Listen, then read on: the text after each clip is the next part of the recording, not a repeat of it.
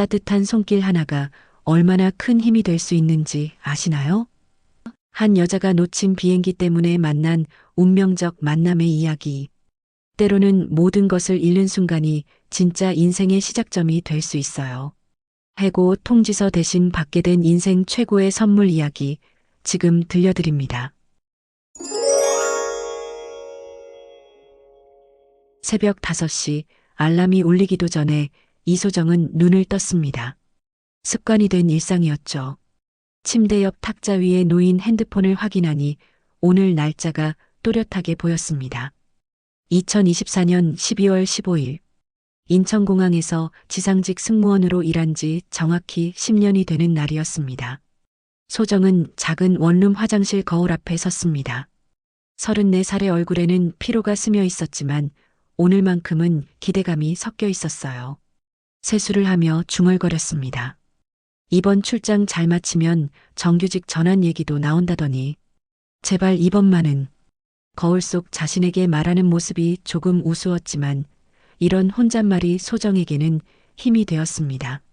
어릴 때부터 혼자 살아온 시간이 길어서 자신과 대화하는 것이 자연스러웠거든요. 부모님은 소정이 10살 때 교통사고로 세상을 떠나셨습니다. 그때부터 할머니 손에서 자랐죠. 할머니는 소정에게 세상에서 가장 따뜻한 사람이었습니다. 학교에서 돌아오면 항상 맛있는 간식을 준비해 두셨고 소정이 아프면 밤새 간병을 해주셨어요. 하지만 그 할머니도 지금은 시화동의 한 요양병원에 계셨습니다. 치매가 시작된 지 5년이 지났거든요. 소정은 매주 주말마다 할머니를 찾아뵙습니다. 하지만 할머니는 이제 소정을 알아보지 못하셨어요. 그래도 소정은 포기하지 않았습니다. 할머니 손을 잡고 앉아서 어릴 때 이야기를 들려드렸죠. 혹시 기억하실지도 모른다는 희망을 품고 말입니다. 할머니, 오늘 정규직 될 수 있을 것 같아요. 그러면 더 좋은 병실로 옮겨드릴 수 있을 거예요. 소정은 거울을 보며 다시 한번 다짐했습니다. 오늘 해외 출장 업무를 완벽하게 마무리해야 했어요. 10년 동안 계약직으로 일하면서 정말 많은 일들이 있었습니다. 때로는 정직원들의 차별을 받기도 했고 월급이 적어서 할머니 병원비를 마련하느라 고생하기도 했어요. 인천공항까지 가는 지하철 안에서 소정은 오늘 일정을 다시 한번 점검했습니다. 오전 9시에 출발하는 방콕행 항공편 승객 체크인 업무, 그리고 탑승 안내까지 모든 것이 완벽해야 했어요. 실수는 용납되지 않았습니다. 공항에 도착한 소정은 동료들과 인사를 나눴습니다. 김 과장이 다가와서 말했어요. 소정아, 오늘 진짜 중요한 날이지? 부장님이 내 평가에 대해 긍정적으로 말씀하시더라. 정말요? 감사합니다. 오늘 최선을 다할게요. 소정의 가슴이 두근거렸습니다. 정규직이 된다는 것은 단순히 신분상의 변화가 아니었어요. 할머니를 더 좋은 곳에서 모실 수 있고 자신도 조금 더 안정된 삶을 살 수 있다는 뜻이었거든요. 점심시간이 되자 소정은 공항 직원 식당에서 간단히 식사를 했습니다. 동료들과의 대화 속에서도 마음 한편으로는 계속 긴장되어 있었어요. 오후에 있을 마지막 점검과 내일 새벽 출발하는 비행편을 생각하니 잠이 올 것 같지 않았습니다. 하루 일과를 마치고 집으로 돌아가는 길, 소정은 할머니가 계신 요양병원 쪽을 바라봤습니다. 멀리서도 보이는 그 건물을 볼 때마다 마음이 아팠어요. 할머니가 소정을 키우실 때의 모습과 지금의 모습이 너무 달랐거든요. 할머니, 내일 정규직 소식 가지고 찾아뵐게요. 소정은 작은 목소리로 중얼거리며 집으로 향했습니다. 내일은 정말 중요한 날이 될 것이었어요. 10년 동안 쌓아온 모든 노력이 결실을 맺는 날 말입니다. 다음 날 새벽 4시 반 소정은 알람보다 일찍 일어났습니다. 마음이 너무 설레고 긴장되어서 잠을 제대로 이루지 못했거든요. 창문을 열어보니 예상치 못한 광경이 펼쳐져 있었습니다. 하얀 눈이 세상을 덮고 있었어요. 아, 이런 날에 눈이 와버렸네. 소정은 서둘러 준비를 마치고 집을 나섰습니다. 새벽 5시 반 인천역으로 향하는 길은 평소보다 조심스러웠어요. 눈이 내린 도로는 미끄러웠고 지하철도 평소보다 운행이 지연되고 있었습니다. 인천역 근처 횡단보도에 도착했을 때였습니다. 신호등이 빨간불에서 파란불로 바뀌었지만 소정은 발걸음을 멈췄어요. 횡단보도 바로 앞에 한 할아버지가 주저앉아 계셨거든요.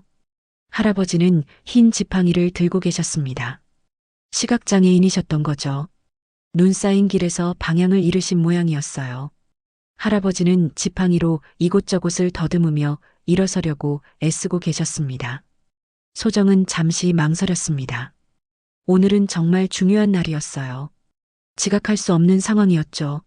하지만 할아버지의 모습을 그냥 지나칠 수는 없었습니다. 할머니가 항상 말씀하셨던 게 떠올랐거든요. 소정아, 남을 도우면 언젠가 내게도 좋은 일이 생긴단다. 소정은 할아버지에게 다가갔습니다. 어르신, 괜찮으세요? 제가 도와드릴게요. 할아버지는 소정의 목소리를 듣고 고개를 들었습니다. 눈이 보이지 않으시지만 얼굴에는 온화한 미소가 번졌어요. 아, 고맙습니다. 길을 잃어버렸네요. 이 눈 때문에 방향 감각을 잃어버렸어요. 어디까지 가세요? 제가 모셔다 드릴게요. 소정은 할아버지의 팔을 조심스럽게 잡았습니다. 할아버지의 손은 차갑고 떨리고 있었어요. 얼마나 추위에 떨고 계셨던 걸까요? 그냥 내 손 잡은 채로만 있어줘. 목적지가 뭐가 중요하겠소? 할아버지의 말에는 깊은 외로움이 담겨 있었습니다. 소정은 가슴이 먹먹해졌어요. 할머니가 요양병원에 계시면서 보여주시던 그 외로운 표정과 너무 비슷했거든요. 천천히 가요, 어르신. 급할 것 없어요. 사실 소정은 급했습니다. 공항에 늦으면 안 되는 상황이었어요. 하지만 할아버지와 함께 걷는 이 순간이 이상하게 소중하게 느껴졌습니다. 두 사람은 눈 쌓인 길을 천천히 걸었습니다. 할아버지는 소정의 팔에 의지하며 한 걸음 한 걸음 조심스럽게 발을 옮기셨어요. 때때로 멈춰서서 깊게 숨을 들이마시기도 하셨습니다. 아가씨, 목소리가 참 따뜻하네요. 혹시 나이가 어떻게 되나요? 34살이에요, 어르신. 아, 우리 딸과 비슷한 나이구나. 아니, 우리 딸이라고 할 수 있을까? 벌써 몇 년째 연락이 없어서 말이야. 할아버지의 목소리에는 깊은 상처가 묻어나왔습니다. 소정은 할아버지의 손을 더 꽉 잡았어요. 왠지 모를 동질감이 느껴졌거든요. 걷다 보니 시화동 방향으로 향하고 있었습니다. 소정이 알고 있는 길이었어요. 할머니가 계신 요양병원이 있는 동네였거든요. 어르신, 혹시 시화동 요양병원 쪽으로 가시는 건가요? 그곳을 아는가? 할아버지의 목소리가 조금 떨렸습니다. 뭔가 복잡한 사정이 있으신 것 같았어요. 네, 저희 할머니가 그쪽에 계세요. 그렇구나. 그럼 더욱 고마운 인연이네. 두 사람은 계속 걸었습니다. 눈은 계속 내리고 있었지만 소정은 추위를 느끼지 못했어요. 할아버지와의 대화가 마음을 따뜻하게 해주었거든요. 아가씨, 혹시 급한 일이 있는 건 아닌가요? 이른 시간에 길을 나서신 걸 보니 소정은 잠시 망설였습니다. 사실을 말해야 할까요? 하지만 지금 와서 급하다고 말하면 할아버지가 미안해하실 것 같았어요. 괜찮아요, 어르신. 오늘은 시간이 있어요. 거짓말이었지만 후회되지 않았습니다. 할아버지의 외로운 모습을 보니 공항 일정보다 이 순간이 더 중요하게 느껴졌거든요. 드디어 시화동 요양병원 앞에 도착했습니다. 할아버지는 소정의 손을 놓지 않으셨어요. 마치 이 순간이 끝나기를 원하지 않는 것처럼 말입니다. 여기까지 함께 와줘서 정말 고마워요, 아가씨. 오늘 아침 당신을 만난 건 정말 큰 선물이었어요. 할아버지는 소정의 손을 두 손으로 감쌌습니다. 그 손길에는 진심 어린 감사가 담겨 있었어요. 저야말로 좋은 시간이었어요, 어르신. 건강하세요. 소정은 할아버지가 병원 안으로 들어가시는 모습을 지켜봤습니다. 그제야 시계를 확인했어요. 이미 7시가 넘어 있었습니다. 공항 출근 시간을 한참 넘긴 거였죠. 소정은 급하게 지하철역으로 뛰어갔습니다. 가슴이 두근거렸어요. 이미 출근 시간을 1시간 넘게 지나버린 상황이었거든요. 지하철 안에서 휴대폰을 확인하니 김 과장에게서 온 부재중 전화가 6통이나 있었습니다. 이런, 큰일 났다. 소정은 서둘러 김 과장에게 전화를 걸었습니다. 과장님, 죄송합니다. 지금 공항으로 가고 있어요. 소정아, 지금 몇 시인 줄 알아? 방콕행 비행기는 이미 출발했어. 승객들 체크인 업무는 어떻게 하려고 그랬던 거야? 김 과장의 목소리에는 당황과 화가 섞여 있었습니다. 소정은 가슴이 철렁 내려앉았어요. 정말 죄송합니다. 급한 일이 생겨서. 급한 일? 오늘이 얼마나 중요한 날인지 알면서 급한 일이라고? 다른 동료들이 내 업무까지 떠맡아서 처리했어. 부장님이 화가 머리 끝까지 났다고. 전화가 끊어졌습니다. 소정은 휴대폰을 들여다보며 한숨을 깊게 쉬었어요. 정말 돌이킬 수 없는 실수를 저지른 것 같았습니다. 인천공항에 도착했을 때는 이미 오전 9시가 넘어 있었습니다. 평소 같으면 바쁘게 돌아가고 있을 시간이었는데 소정에게는 모든 것이 늦어버린 상황이었어요. 사무실에 들어서자 동료들의 시선이 집중되었습니다.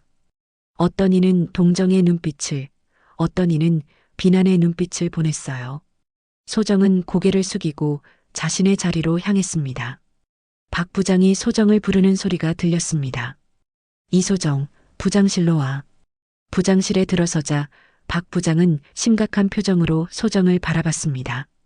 책상 위에는 여러 서류들이 놓여 있었어요. 앉아. 소정은 의자에 앉았습니다. 손이 떨리고 있었어요. 10년 동안 일하면서 이런 적이 있었나? 없었습니다. 그런데 왜 하필 오늘 정규직 전환을 앞둔 중요한 날에? 소정은 대답할 말을 찾지 못했습니다. 할아버지를 도와드린 일을 설명한다고 해서 이해받을 수 있을까요? 회사 입장에서는 변명으로밖에 들리지 않을 것 같았어요. 이소정, 나도 내가 열심히 일한 거 안다. 하지만 오늘 일은 너무 심각해. 승객 체크인 업무를 빠뜨리고 보고서 제출도 못했잖아. 부장님, 정말 죄송합니다. 다시는 이런 일이. 미안하지만 이미 늦었어. 위에서 결정이 내려왔다. 박 부장은 서류 한 장을 소정 앞으로 밀었습니다. 해고 통지서였어요. 10년 일하고 이런 식으로 나가야 하냐고요? 소정의 목소리가 떨렸습니다. 눈물이 올라왔지만 참았어요. 규정이 그래. 미안하다. 정말 미안해. 박 부장의 표정에도 안타까움이 스며 있었습니다. 하지만 어쩔 수 없는 상황이었어요. 소정은 해고 통지서를 받아들었습니다. 10년이라는 시간이 한순간에 무너지는 기분이었어요.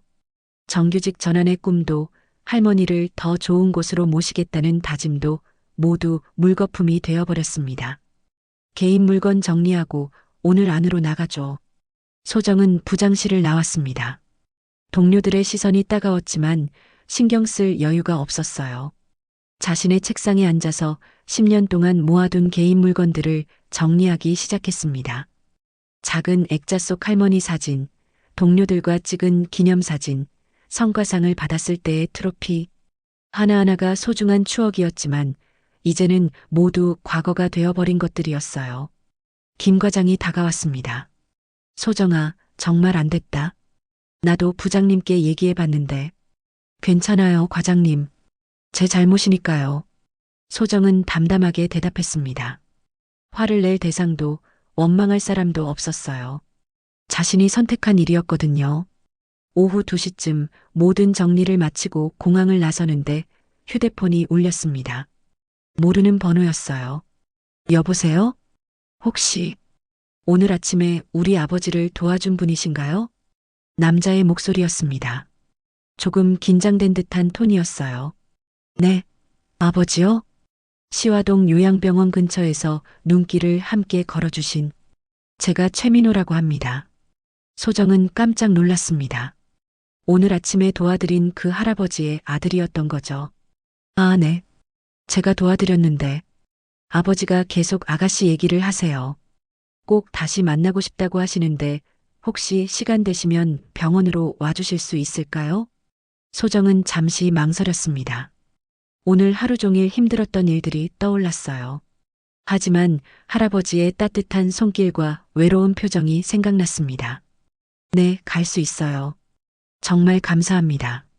그런데, 죄송한데 아버지 성함이나 연락처 같은 건 아시나요? 이상한 질문이었습니다. 아들이 아버지 연락처를 모른다는 게 말이 되나요? 아니요, 성함도 못 여쭤봤어요. 아, 그렇군요. 그럼 병원에서 뵙겠습니다. 전화가 끊어진 후 소정은 고개를 갸우뚱했습니다. 뭔가 이상한 느낌이 들었어요. 하지만 할아버지를 다시 만날 수 있다는 생각에 마음이 조금 따뜻해졌습니다. 해고라는 충격적인 하루였지만 적어도 오늘 아침에 그 따뜻한 만남만큼은 후회되지 않았거든요. 소정은 시화동 요양병원으로 향했습니다. 지하철 안에서 오늘 하루를 되돌아보니 참 기구한 운명이었어요. 아침에 할아버지를 도와드린 일로 직장을 잃었는데 하루가 지나지도 않아 다시 그분을 만나게 되다니 말입니다. 병원에 도착하자 최민호라고 했던 남자가 로비에서 기다리고 있었습니다. 키가 크고 정장을 말끔하게 차려입은 30대 후반 정도로 보이는 남자였어요. 이소정 씨 맞죠? 와주셔서 정말 감사합니다. 최민호는 정중하게 인사했지만 어딘지 어색한 구석이 있었어요. 소정은 그 느낌을 떨쳐버리며 대답했습니다. 할아버지는 어디 계세요? 그게, 잠시 얘기 좀 할까요? 최민호는 소정을 병원 카페로 안내했습니다. 조용한 구석자리에 앉은 후 그는 복잡한 표정을 지었어요. 솔직히 말씀드리면 저희 아버지는 이 병원에 입원해 계신 게 아닙니다. 네. 그럼 오늘 아침에 제가 모셔다 드린 곳이 아버지가 혼자 오신 것 같아요. 사실 저희 가족들은 아버지가 어디 계신지 며칠째 찾고 있었거든요. 소정은 점점 이해할 수 없는 상황이 되어갔습니다. 최민호의 말에 따르면 할아버지는 집을 나가신 채 연락이 닿지 않는 상태였다는 거였어요. 그럼 지금 할아버지는 어디 계세요? 그걸 알고 싶어서 연락드린 겁니다. 혹시 아버지가 어디로 가신다고 하시거나 특별한 말씀을 하신 게 없나요? 소정은 오늘 아침의 일을 되짚어 봤습니다. 할아버지는 목적지가 중요하지 않다고 하셨어요. 그리고 딸과 몇 년째 연락이 없다는 말씀도 하셨고요. 특별한 말씀은 안 하셨어요. 다만요? 가족들과 연락이 잘 안 된다는 말씀을 하시더라고요. 딸분과 몇 년째 연락이 없다고. 최민호의 표정이 어두워졌습니다. 아, 그런 말씀을 하셨군요. 사실 저희 가족 사정이 좀 복잡해서 그때 병원 안내데스크 직원이 다가왔습니다. 실례합니다. 혹시 할아버지 환자분을 찾고 계신가요? 네, 그런데요. 오늘 아침에 시각장애가 있으신 할아버지가 잠깐 오셨다가 가셨거든요. 등록된 환자는 아니시고 그냥 잠시 쉬어 가신 것 같더라고요. 소정과 최민호는 서로를 바라봤습니다. 그분이 어디로 가셨는지 아세요? 잘 모르겠어요. 택시를 타고 가신 것 같은데. 소정은 갑자기 뭔가 이상하다는 생각이 들었습니다. 할아버지는 분명 이 병원을 목적지로 하신 것 같았는데 등록된 환자가 아니라는 게 말이 안 됐어요. 혹시 택시 회사에 연락해서 블랙박스 영상을 확인할 수 있을까요? 최민호가 제안했습니다. 다급한 상황이니만큼 모든 방법을 동원해야 했어요. 다행히 병원 앞 택시 정류장에서 대기하던 기사가 오늘 아침 일을 기억하고 있었습니다. 아, 그 할아버지요? 시화동 쪽 큰 저택으로 가시더라고요. 참 이상했던 게 중간에 저한테 뭔가 사진을 찍어달라고 하시더군요. 사진이요? 네, 휴대폰으로 뭔가를 찍고 계셨어요. 제가 블랙박스 영상 한번 볼까요? 택시 기사는 블랙박스 영상을 재생했습니다. 화면에는 할아버지가 소정 모르게 휴대폰으로 무언가를 촬영하는 모습이 나왔어요. 시각장애가 있으신데 어떻게 사진을 찍으실 수 있었던 걸까요? 이상하네요. 분명 앞이 안 보이신다고 하셨는데. 소정은 당황했습니다. 뭔가 속은 기분이었어요. 저택 주소 기억하세요? 최민호가 물었습니다. 시화동 언덕 위에 있는 그 큰 집이요. 이 동네 사람들은 다 알아요. 최 회장님 댁이라고 하더라고요. 최민호의 얼굴이 순간 굳어졌습니다. 최 회장님이라고요? 네, 최 회장님. 의료기기 사업하시는 분 말이에요.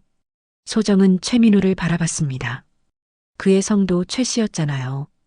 혹시, 설마, 그분이 당신 아버지세요? 최민호는 한동안 말이 없었습니다. 그리고 깊은 한숨을 쉬었어요. 네, 맞습니다. 저희 아버지가 최정호 회장입니다. 금성재단 창립자시죠. 금성재단이요? 그 유명한? 소정도 금성재단은 알고 있었습니다. 의료기기 분야에서 손꼽히는 대기업이었거든요. 하지만 아버지는 지금 저희 가족과 완전히 연을 끊으신 상태예요. 몇 년 전부터 치매 증상이 시작되시고 시각장애까지 생기시면서 최민호의 목소리에는 복잡한 감정이 섞여 있었습니다.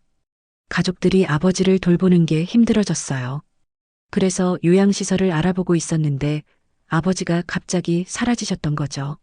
소정은 오늘 아침 할아버지의 외로운 표정이 떠올랐습니다. 이제 그 의미를 알 것 같았어요. 가족들에게 버림받은 채 혼자 거리를 헤매고 계셨던 거였죠. 그럼 지금 할아버지는 집에 돌아가셨을까요? 아마도요. 하지만 최민우는 말을 망설였습니다. 하지만 뭐요? 저희 가족들이 아버지를 다시 받아들일지는 모르겠어요. 솔직히 말하면 아버지가 돌아오시는 걸 원하지 않을 수도 있거든요. 소정은 그 말을 듣고 화가 났습니다. 아무리 어려운 상황이라고 해도 가족이 그럴 수 있나요? 당신 아버지인데 어떻게 그런 말을 할 수 있어요? 이소정 씨는 상황을 잘 모르세요. 저희 집안 사정이 뭐가 중요해요? 혈육인데. 소정의 목소리가 높아졌습니다. 할머니를 혼자 모시며 살아온 자신에게는 이해할 수 없는 일이었거든요. 소정은 최민호와 함께 시화동 언덕 위의 저택으로 향했습니다. 택시에서 내리자 웅장한 저택이 눈앞에 펼쳐졌어요. 높은 담장과 철문, 넓은 정원까지. 정말 재벌가의 집다운 모습이었습니다. 하지만 소정의 마음은 편하지 않았어요. 오늘 아침 그 외롭고 떨리던 할아버지의 손길이 계속 생각났거든요. 이런 큰 집에 사시는 분이 왜 그렇게 외로워하셨을까요? 철문 앞에서 최민호가 벨을 눌렀습니다. 잠시 후 중년 남자가 문을 열었어요. 정장을 입고 있었지만 최민호와는 다른 분위기였습니다. 형, 아버지 돌아오셨어? 민호야, 누구랑 같이 온 거야? 형이라고 불린 남자는 소정을 경계하는 눈빛으로 바라봤습니다. 이분이 오늘 아침 아버지를 도와주신 분이야. 이소정 씨라고 해. 아, 그래. 들어와. 집안은 더욱 놀라웠습니다. 넓은 거실과 고급스러운 가구들, 벽에 걸린 비싼 그림들까지. 하지만 어딘지 차가운 느낌이 들었어요. 거실에는 이미 여러 사람이 모여 있었습니다. 50대로 보이는 여자와 30대 초반 정도의 젊은 여자, 그리고 정장을 입은 중년 남자까지 모두 심각한 표정을 하고 있었어요. 아버지는 어디 계세요? 소정이 물었습니다. 2층 방에 계셔. 하지만 지금은 만나기 어려울 거야. 최민호의 형이 대답했습니다. 최민석이라고 자기소개를 했어요. 왜 만나기 어려운가요? 상황이 복잡해서 그래. 일단 앉아. 소정은 소파에 앉았습니다. 분위기가 너무 무거웠어요. 마치 장례식장 같은 느낌이었습니다. 50대 여자가 입을 열었습니다. 이소정 씨라고 하셨죠? 저는 최정호 회장의 큰 며느리 박현숙입니다. 안녕하세요. 오늘 아침 일에 대해서 얘기를 좀 들었는데 혹시 우리 아버님께 무슨 말씀을 드린 게 있나요? 박현숙의 질문에는 날카로움이 있었습니다. 마치 소정을 의심하는 것 같았어요. 특별한 말씀은 안 드렸어요. 그냥 길을 함께 걸어드린 것뿐이에요. 그냥 아버님이 계속 당신 얘기만 하고 계시는데 젊은 여자가 끼어들었습니다. 최민호의 아내라고 했어요. 저희 아버님은 지금 치매 초기 상태세요. 판단력이 많이 떨어지셨죠. 혹시 당신이 접근한 목적이 따로 있는 건 아니겠죠? 소정은 어이가 없었습니다. 무슨 목적이요? 솔직히 말해서 아버님 재산을 노리고 접근한 건 아닌가 싶어서요. 박현숙의 말에 소정은 벌떡 일어났습니다. 뭐라고요? 제가 언제 그런...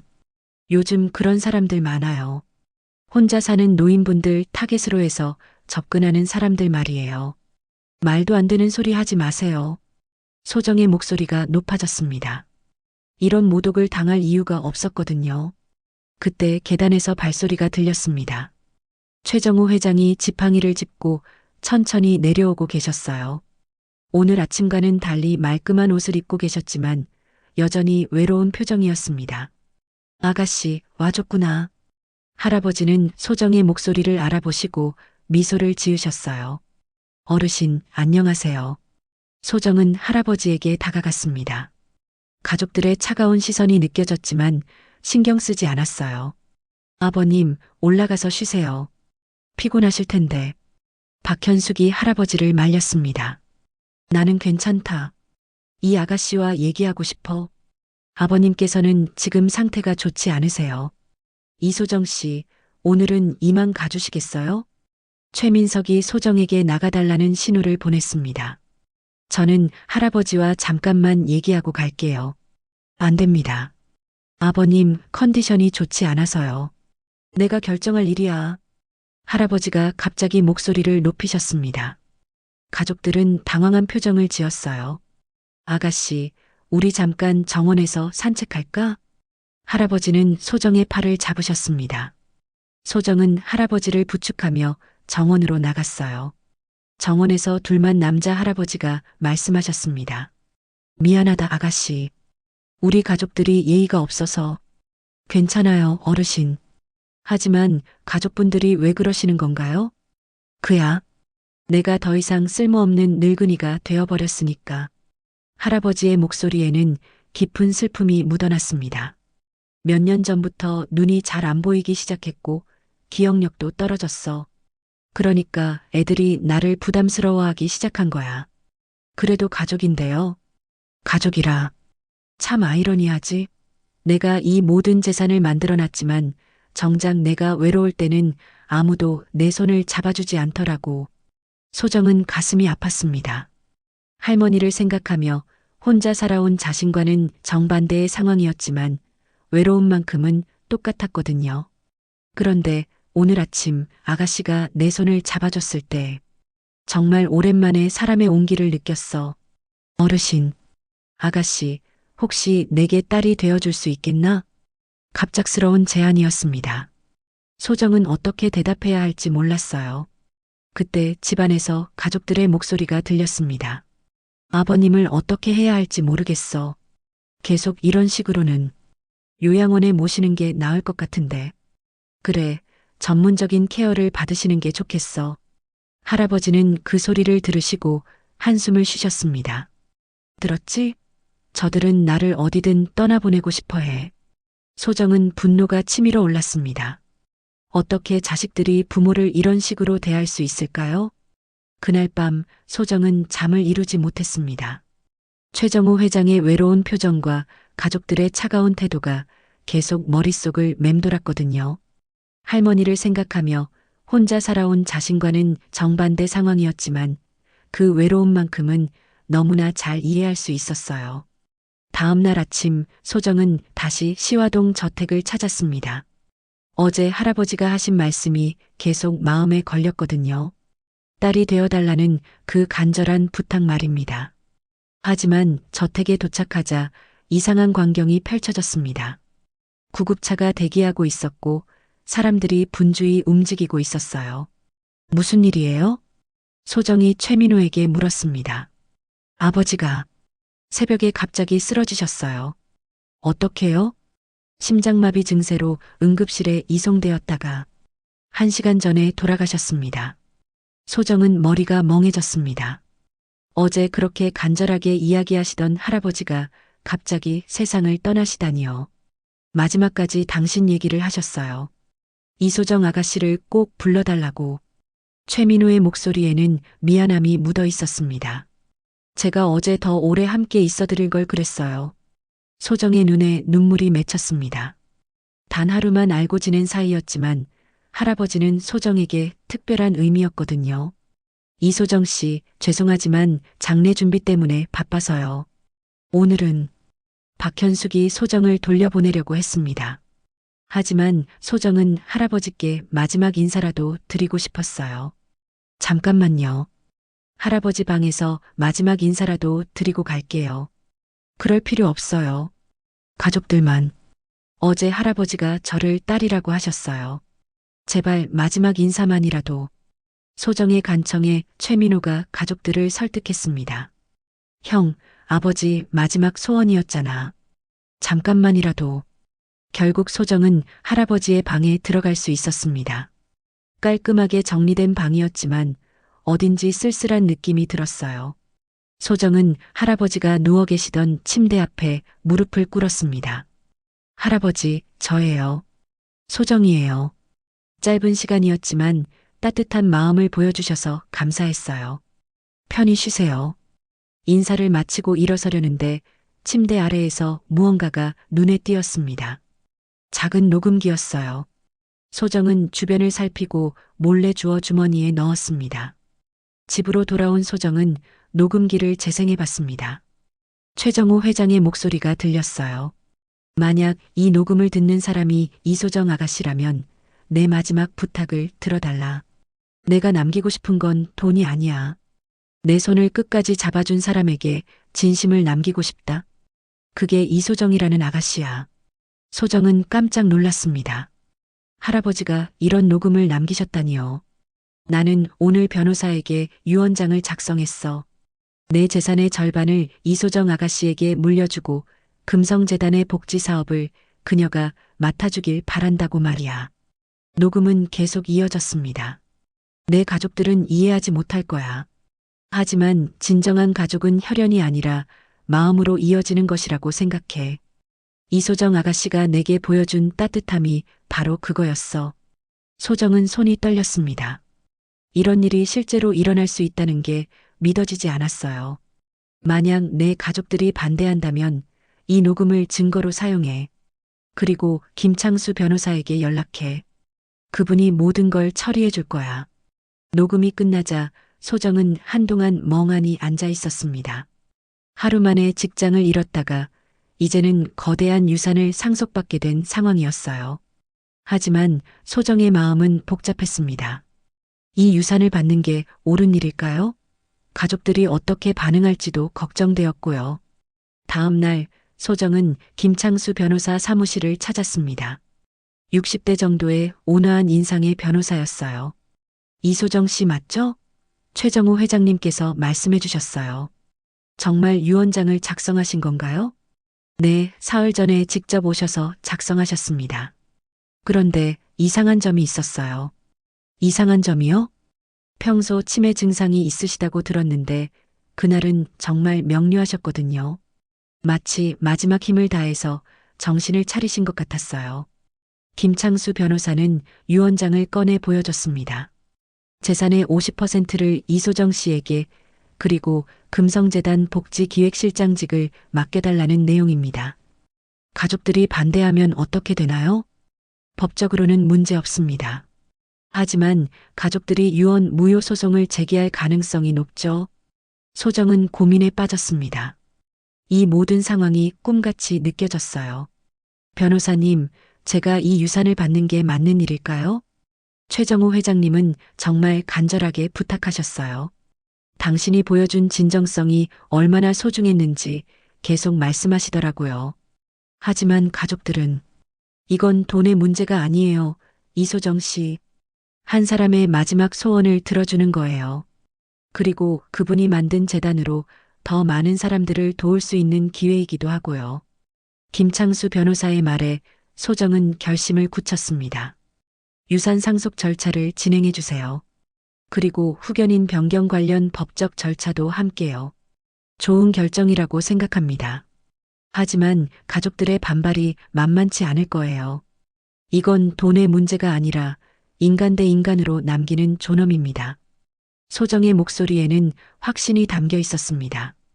할아버지가 마지막에 보여주신 신뢰를 저버릴 수는 없었거든요.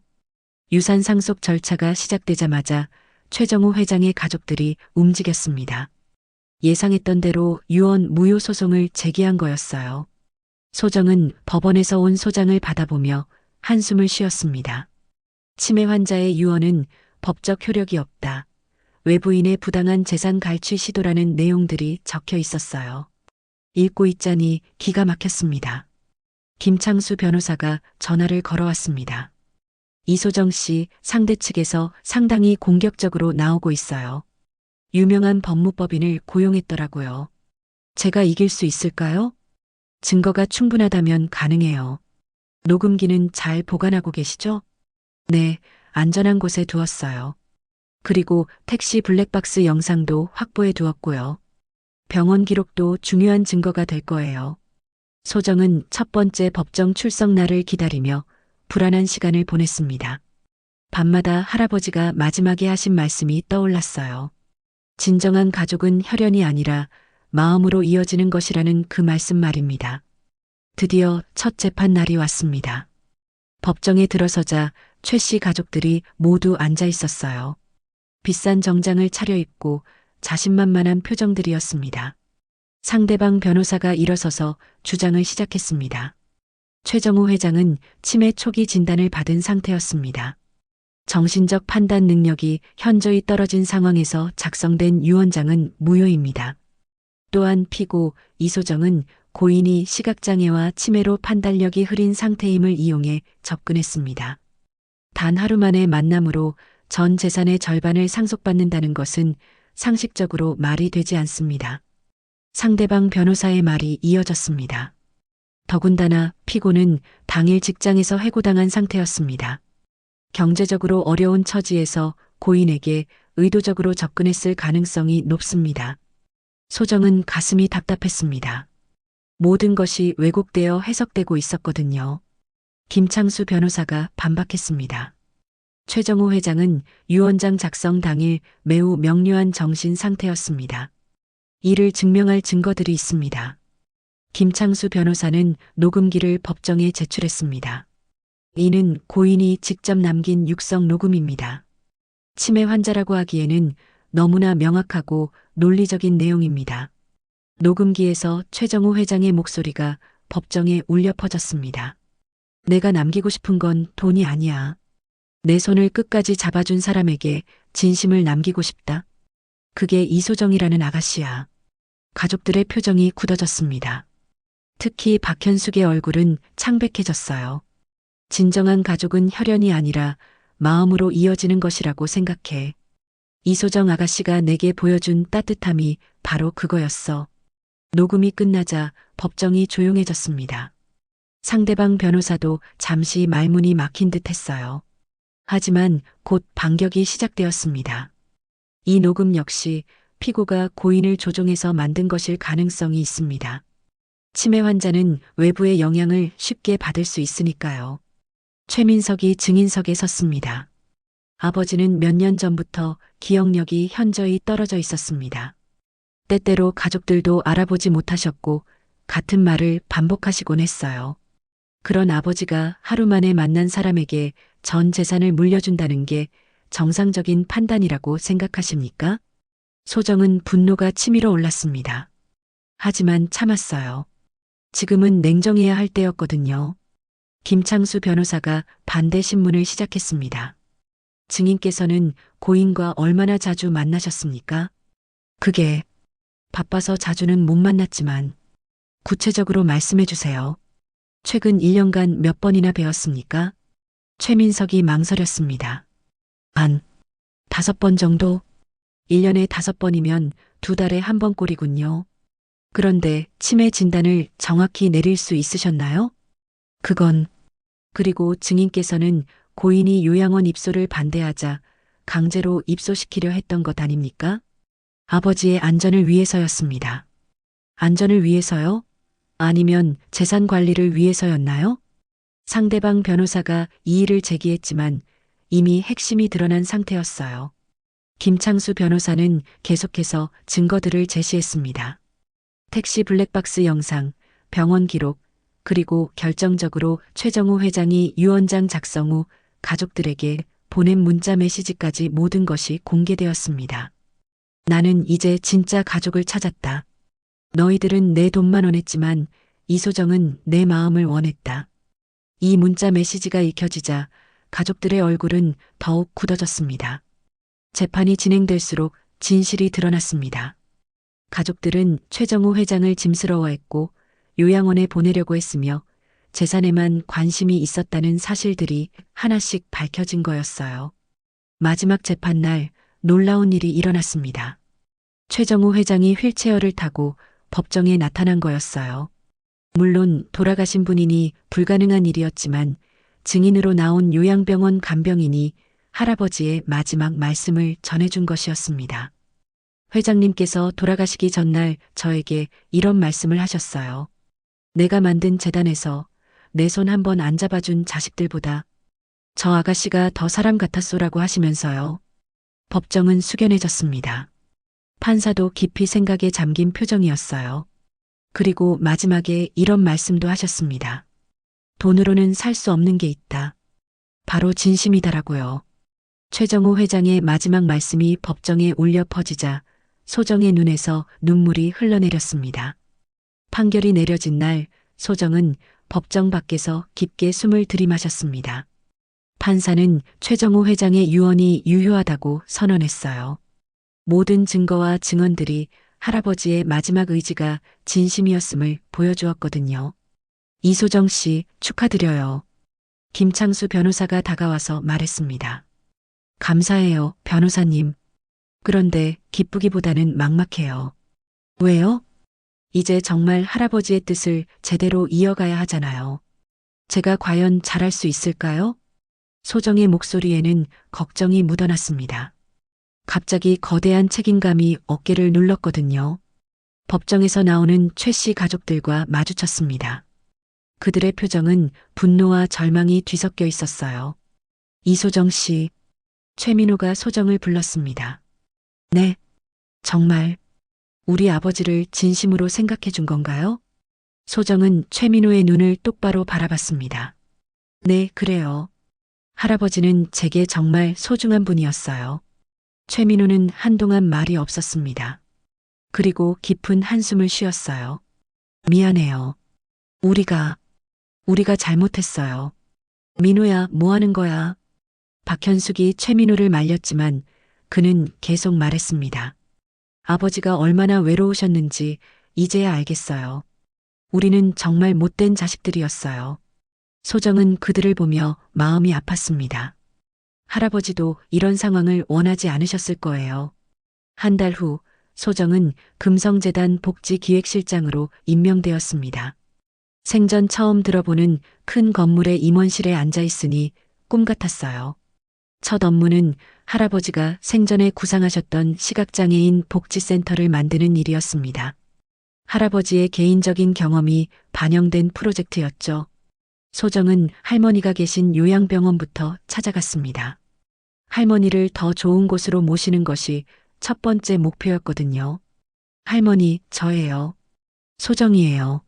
할머니는 여전히 소정을 알아보지 못하셨지만 소정은 할머니 손을 잡고 앉았습니다.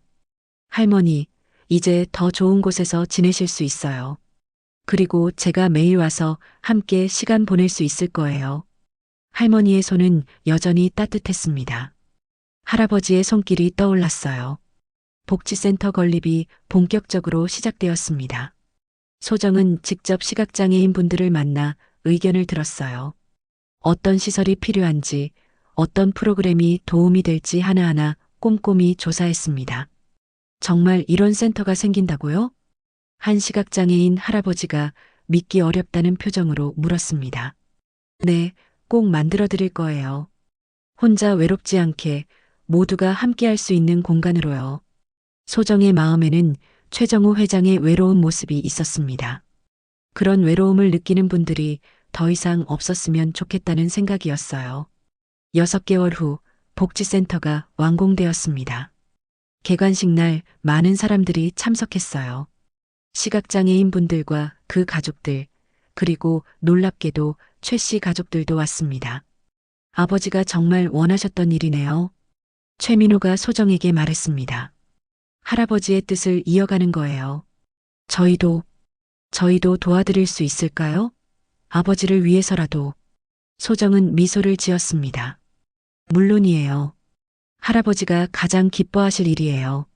개관식이 끝난 후 소정은 복지센터에서 시각장애인 어르신들과 함께 산책을 했습니다. 각자 지팡이를 짚고 천천히 걷는 모습이 평화로웠어요. 소정아, 이런 좋은 일을 하게 해줘서 고마워. 한 할머니가 소정의 손을 잡으며 말씀하셨습니다. 저야말로 감사해요. 제가 더 많이 배우고 있어요. 그날 저녁 지역 방송국에서 복지센터 개관 소식을 다뤘습니다. 소정이 인터뷰에 나와서 말했어요. 저는 비행기를 놓쳤지만 인생의 방향을 바꿔준 따뜻한 손을 잡았습니다. 그분의 마지막 소원이 바로 이런 곳을 만드는 것이었어요. 외로운 분들이 더 이상 혼자가 아니라는 걸 느끼실 수 있는 공간을 만들고 싶었습니다. 진정한 가족은 혈연이 아니라 마음으로 이어지는 거라고 생각해요. 인터뷰가 끝난 후 소정은 할아버지 묘소를 찾았습니다. 묘비 앞에 꽃을 놓고 앉았어요. 할아버지, 약속드린 대로 복지센터를 만들었어요. 많은 분들이 행복해 하세요. 바람이 살살 불어왔습니다. 마치 할아버지가 대답하시는 것 같았어요. 할아버지 덕분에 제 인생이 완전히 바뀌었어요. 이제 정말 의미 있는 일을 하며 살 수 있게 되었어요. 그때 뒤에서 목소리가 들렸습니다. 소정아. 돌아보니 최민호가 서 있었습니다. 와주셨네요. 아버지께 인사드리러 왔어요. 그리고 당신께 감사 인사를 드리고 싶어서요. 최민호는 묘비 앞에 무릎을 꿇었습니다. 아버지, 죄송해요. 이제야 아버지 마음을 알겠어요. 소정 씨 덕분에 깨달았어요. 소정은 최민호의 어깨에 손을 올렸습니다. 할아버지는 분명 기뻐하고 계세요. 이제라도 마음을 알아주셔서요. 해가 지고 있었습니다. 소정과 최민호는 나란히 서서 석양을 바라봤어요. 할아버지, 늦게나마 진짜 가족을 많이 만났어요. 혈연으로 이어진 가족도, 마음으로 이어진 가족도 모두요. 소정의 마음에는 평화가 찾아왔습니다. 할아버지가 마지막에 하신 말씀이 떠올랐어요. 늦게나마 내 인생에서 가장 사람다운 딸을 만난 셈이요. 소정은 미소를 지으며 할아버지께 마지막 인사를 드렸습니다. 이제 정말 새로운 인생이 시작된 거였어요.